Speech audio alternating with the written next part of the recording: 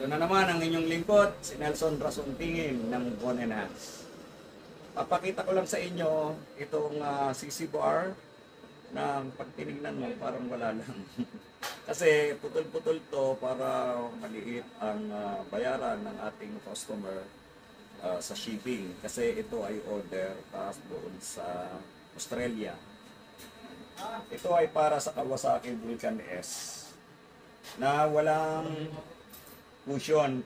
Kasi yung nag-order ay wala naman daw back ride o hindi siya nag-aangkas. Kaya ang gusto niya lang, walang cushion, may design ng letter B na ang ibig sabihin ay Vulcan o Vulcan S ng Kawasaki. Kasi ganito yung motor niya, Kawasaki Vulcan S650. So ito, ang kaibahan ng mga ginagawa namin sa gawa ng iba. So by the way, ganito magiging forma, no?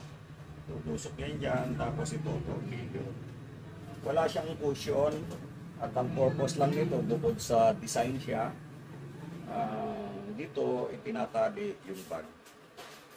Ang kaibahan ng gawa namin doon sa pangkaraniwang nabibili online, at yung mga gumagawa dyan sa mga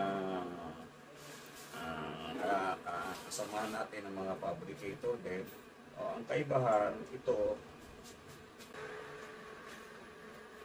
yung nabibili na pangkaraniwan, binubutasan nila itong plastic, para makapagtornilyo sila dito. Kasi dito, hindi naman dito nakakabit yan, dito sa area na to, sa kabila. O, pagka tinornilyo mo na to, hindi mo na maikakabit ito, kasi walang kabitan itong plastic cover.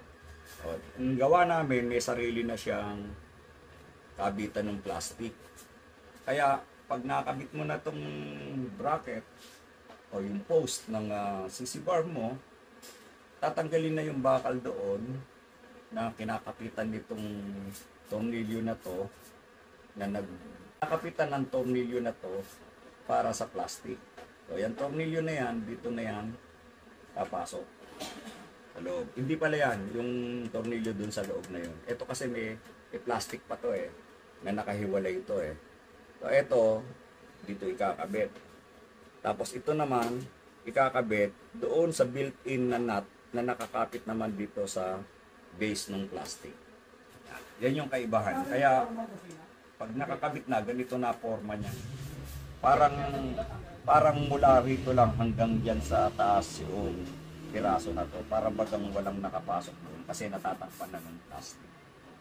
Kaya, so, siguro dapat Englishin ko Baka nanonood yung ating client.